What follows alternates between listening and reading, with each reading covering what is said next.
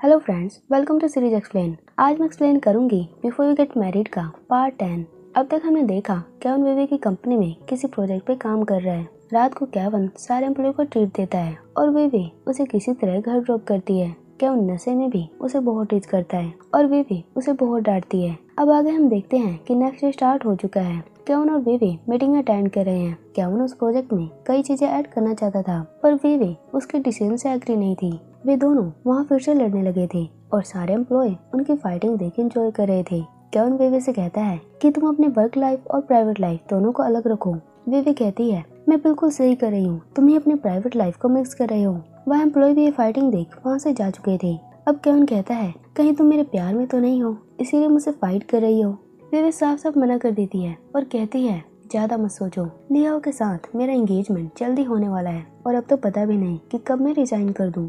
Kevin अब उससे कल रात के लिए माफी मांगता है और उसे घर छोड़ने के लिए थैंक्स कहता है। आगे वो कहता है, विवे तुम झूठ बोल रही हो, तुम अभी भी मुझे लाइक करती हो और रिजाइन तुम इसलिए करना चाहती हो क्योंकि तुम मुझे फेस नहीं करना चाहती। वहाँ दोनों ही गुस्से में थे। विवे बार बार केविन को डांट रही थी और केविन उसे मनाने में लगा था। आगे हम देखते हैं कि जियन विवे से उसकी कंपनी में मिलने आई है। कैफे और विवे दोनों ही हैरानी में थी। अब जियन उन्हें अपनी जॉब के बारे में बताती है कि वो एक वेडिंग प्लानर है जो एंगेजमेंट की तैयारी करवाते हैं। आगे वो विवे और कैफे से माफी मांगती है। कैफे अभी भी हैरानी में थी कि जियन एकदम से इतनी कैसे बदल गई। कभी उसने गुस्से में उसे स्लैप किया था और अब वो माफी मांग रही है। कैफे उसे कहती है, चलो माफी की बात ठीक है, लेकिन मुझे लगता है तुम यहाँ किसी और काम से आई हो। अब जियन कहती है, तुम बिल्कुल सही हो, मैं यहाँ विवे की हेल्प करना चाहती हूँ। अब जियन विवे से रिक्वेस्ट करती है कि वो उसकी एंगेजमेंट की तैयारी करना चाहती है। कैफे और विवे दोनों ही उसे मना कर रहे थे, पर जियन उन्हें विश्वास दिलाती है कि अब वो किसी को भी निराश नहीं करेगी और विवे की हेल्प करके वो अपनी गलतियों को सुधारना चाहती है। अब विवे मान जाती है और जियन ये सुनकर बहुत ही खुश थी। वो बहुत ही एक्साइटेड थी, पर विवे मन ही मन घबरा रही थी क्योंकि उसे जियन पर अभी भी शक हो रहा था कि कहीं वो कुछ गलत न कर दे। आगे हम केविन को देखते हैं जो जिटिंग से कॉल पे बात कर रहा था। जिटिंग उसे जियन की जॉब के बारे में बताती है। आगे केविन सोशल मीडिया पर जियन और विवे की साथ की फोटो देखता है। केविन को भी डर था कि जियन विवे के साथ कुछ गलत न करते। क्या पता जियन विवे को अपने प्लान में फंसा रही हो।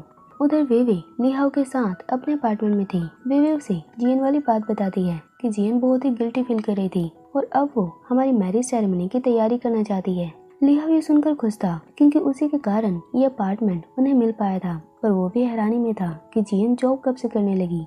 विवे कहती है, मैं नहीं जानती, उनकी लाइफ है, वो कुछ भी करे। आगे लिहाओ को मेजी कॉल करती है। वो उसे किसी काम से कंपनी बुला रही थी। ये देख विवे उदास हो जाती है। अब लिहाओ उसे जाने के लिए पूछता है। विवे भी उसे नहीं रोकती, पर अब वो उसे गुस्सा हो गई थी क्योंकि लिहाओ अब विवे के साथ बिल्कुल भी टाइम स्पेंड नहीं करता। आगे लिहाओ मेजी के पास जाता है। वे सब एक क्लब में थे। मेजी के साथ साथ उनके एम्प्लॉय भी थे। वे सब बहुत खुश दिख रहे थे। मेजी लिहाओ को हक करती है और बताती है कि उनका काम दूसरी कंपनी को बहुत पसंद आया है। हो सकता है कि उन्हें अब संघाई जाकर काम करना पड़े। मेजी इन सब का क्रेडिट लिहाओ को दे रही थी क्योंकि लिहाओ कंपनी में बहुत हार्ड वर्क करता है। अब वे सब अपनी खुशी को सेलिब्रेट करते हैं। वे सब वहाँ बहुत खुश थे। अब सुबह हो चुकी थी। विवे जब उठती है तो वो लिहाओ के ना होने से सैड थी। तभी वो देखती है कि लिहाओ उसके लिए कुकिंग कर रहा है। उसने विवे की सारी फेवरेट डिश बनाई थी। विवे कहती है, लगता है तुम बहुत ही ज्यादा खुश हो। वैसे तुम रात को मेजी के साथ क्या कर रहे थे? लिहाओ उसे नहीं बताता कि वो मेजी के साथ क्लब में था और कहता है, बस उनको छोटा सा काम था और कुछ नहीं। विवे को अभी भी शक था। वो अब उससे मैरिज डेकोरेशन की बातें करने लगती है, पर लिहाओ बार बार टॉपिक चेंज करने की कोशिश कर रहा था। अभी लिहाओ कहता है, विवे शायद हम जल्दबाजी में वेडिंग कर रहे हैं, हमें डेट थोड़ी आगे बढ़ा देनी चाहिए। पर विवे नहीं मानती। वो कहती है, मैं इस बार अपनी वेडिंग को टाइम पर देखना चाहती हूँ। आगे जियन उन्हें कॉल करती है। दरअसल वो उन्हें एंगेजमेंट के लिए ब्राइड ग्रूम की ड्रेस ट्राई करवाना चाहती थी, पर लिहाओ के पास टाइम नहीं था। वो आने से मना कर देता है, यानी अब विवे को अकेले ही जाना पड़ेगा। जियन उसे एड्रेस भेज देती है और विवे लिहाओ से फिर से गुस्सा हो गई थी। आगे हम केविन को देखते हैं जो अपने ट्रेडिंग में लगा हुआ था। तभी वो जियन की पोस्ट को देखता है। उसने लिखा था कि मैं अपने कस्टमर की वेडिंग ड्रेस ट्राई करवाने के लिए बहुत ही एक्साइटेड हूँ। केविन ये देख चिंता में पड़ जाता है। वो वहाँ से कहीं जाने लगता है। उधर विवे और जियन उस शॉप पर आ चुके थे जहाँ वे ड्रेसेस देखने वाले हैं। विवे वहाँ बहुत ही नर्वस फील कर रही थी, पर जियन उसे संभालती है। आगे वो उसे कई ड्रेस दिखाती है, पर वे थोड़े बोल्ड टाइप थे। विवे उसे ट्राई करने से हेजिटेट हो रही थी क्योंकि शायद लिहाओ उस पर गुस्सा करे। जियन कहती है, पता है आज अगर केविन मेरे साथ होता तो वो मुझे ये ड्रेस जरूर दिलवाता, वो मुझे इन्हें पहनने से कभी नहीं रोकता। आगे विवी उन्हीं में से एक वेडिंग गाउन ट्राई करने लगती है। उधर केविन जल्दी जल्दी उसी जगह आ रहा था जहाँ विवी और जियन आए हैं। वो अब जैसे ही अंदर एंटर करता है तभी वो विवी को वेडिंग ड्रेस में देखता है। विवी बहुत ही ब्यूटीफुल लग रही थी। केविन तो उसे देखते रह जाता है, वो उससे अपनी नजरें ही नहीं हटा पाता। अब विवी उसे आने का कारण पूछती है पर केविन कोई जवाब नहीं देता। विवी कहती है तुम मुझे इस तरह स्टेयर मत करो, जो बोलना है वो सीधे कह दो। अब केविन विवी की तारीफ करता है और कहता है काश तुम मेरी गर्लफ्रेंड होती। विवी कहती है ये पॉसिबल नहीं है और तुम यहाँ क्यों आए हो, मैंने तुम्हें नहीं बुलाया। अब केविन उसे कहता है कि तुम्हें जियन को वेडिंग की रिस्पॉन्सिबिलिटी नहीं देनी चाहिए, मुझे उस पर बिल्कुल भी भरोसा नहीं है, वो कुछ भी कर सकती है। पर विवी उसकी बात नहीं मानती और कहती है मेरी लाइफ में इंटरफेयर करना बंद करो, अब मैं और लिहाओ सेटल होने वाले हैं, उम्मीद है कि तुम और जियन भी साथ हो जाओगी। केविन कहता है ये मेरे लिए पॉसिबल नहीं होगा। अब विवी उसे वहाँ से जाने को कहती है। केविन कहता है पहले कर्टन्स क्लोज करो, मैं तुम्हें देखते हुए नहीं जा सकता। अब विवी कर्टन्स क्लोज कर देती है। दोनों वहाँ बहुत सैड थे। आगे केविन वहाँ जियन को देखता है। जियन इतनी देर से वहीं छुपकर उनकी बातें सुन रही थी, उसकी आंखों में आंसू थे। अब केविन जियन को साइड में लाता है और पूछता है कि तुम अब विवी के पीछे क्यों पड़ी हो, तुम ये सब करके क्या प्रूव करना चाहती हो। जियन उसे समझाती है कि मैं तो अपनी गलती को सुधारना चाहती हूँ क्योंकि मैंने पहले उसके साथ बहुत बुरा बिहेव किया था। अब केविन उसे रिक्वेस्ट करता है कि प्लीज विवी को छोड़ दो, उसे हर्ट करने की कोशिश मत करना। जियन ये सुन इमोशनल हो जाती है। वो कहती है 10 सालों का रिलेशनशिप तुमने एक पल में तोड़ दिया,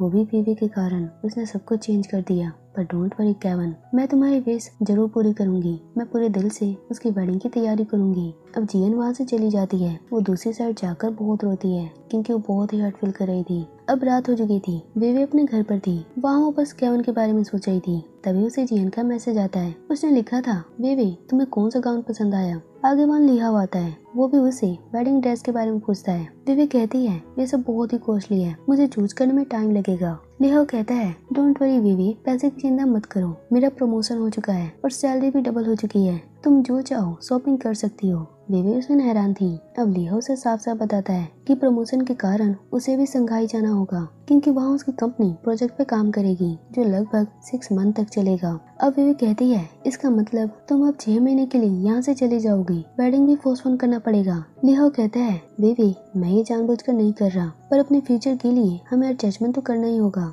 अब विवी कहती है ठीक है फिर मैं भी तुम्हारे साथ चलूंगी, मैं यहाँ अकेले नहीं रह सकती। लिहाओ मना कर देता है। विवी कारण पूछती है। वो कहता है विवी मैं वहाँ पूरे दिन बिजी रहूंगा, हो सकता है रात को भी, तो वहाँ जाकर तुम बोर हो जाओगी और न्यू सिटी के कारण मुझे तुम्हारी चिंता होती रहेगी, यहाँ तुम सेफ रहोगी। विवी सुन गुस्से में आ चुकी थी। वो कहती है ये घर हमने साथ में रहने के लिए लिया था, पर तुम तो हमेशा गायब रहते हो। अब लिहाओ उसे मनाने की कोशिश करता है और कहता है विवी चलो कोई बात नहीं, नेक्स्ट मंथ मेरे कई दिन ऑफ है, हम उस टाइम वेडिंग प्लान करेंगे। विवी कहती है क्या मुझे तुम पर विश्वास करना चाहिए। लिहाओ कहता है विवी सिर्फ इस पर मुझे चांस दे दो, मैं ये प्रॉमिस जरूर निभाऊंगा। अब विवी मान जाती है और वो सोने चली जाती है। लिहाओ भी बहुत परेशान था। उधर केविन सोर लेते हुए बस विवी को याद कर रहा था, बस उसी के ख्यालों में खोया हुआ था। इधर विवी लिहाओ बेड पर थी। अब लिहाओ विवी के पास आने की कोशिश करता है पर विवी उसे दूर करते हुए कहती है क्या हो अगर वेडिंग से पहले मैं प्रेग्नेंट हो जाऊं। लिहाओ कहता है तो क्या हुआ, बेबी को बर्थ देना। विवी गुस्से में कहती है इसका मतलब मैं अपना ख्याल अकेले रखूं, तुम पूरे साल संघाई में काम करो और नेक्स्ट ईयर बेबी का बर्थडे और अपना वेडिंग साथ में अनाउंस करें, साथ में सेलिब्रेट करें। मैं सब कुछ भी नहीं चाहती, पहले वेडिंग बाद में हम रिलेशनशिप बना सकते हैं। किसी भी रिश्ते में दोनों तरफ से प्यार सहमति साथ होना चाहिए, तभी वे कुछ कर सकते हैं। मैं सब कुछ भी नहीं करना चाहती जिससे फ्यूचर में मुझे रिग्रेट करना पड़े। लिहाओ उसे मनाने की कोशिश करता है पर विवी बहुत गुस्से में थी। उसका गुस्सा जायज भी था क्योंकि लिहाओ उसे छोड़कर कल संघाई जा रहा है जिससे वो बहुत अपसेट है। अब नेक्स्ट स्टार्ट हो चुका था। हम देवी को देखते हैं जो ऑफिस के एम्प्लॉय के साथ कैफे की चुगली कर रहा था। दरअसल उसे लग रहा था कि केविन और कैफे के बीच अफेयर चल रहा है। शायद कैफे के कहने पर केविन यहाँ पर आया है। वो सारे एम्प्लॉय को कह रहा था कि कैफे बहुत ही चालाक है, वो पैसों के लिए किसी को भी सीड्यूस कर सकती है, किसी को भी फंसा सकती है। तभी वहाँ कैफे और विवी भी पहुँच जाते हैं जो देवी की बात सुन चुके थे। विवी देवी को डांटने लगती है। वो बहुत ही गुस्से में थी पर देवी उसे टीज करते हुए कहता है मैं तुमसे नहीं डरता, तुम दोनों ही एक जैसी हो, दोनों इनोसेंट होने का कितना नाटक करती हो। ये सुन विवी कैफे बिल्कुल ही गुस्से में आ चुके थे। वे दोनों देवी को डांटने लगते हैं। अब वहाँ फाइट होने लगी थी। तभी वहाँ केविन आ जाता है। सब उसे देखकर शॉक्ड हो चुके थे। अब आगे क्या होगा नेक्स्ट पार्ट में देखेंगे।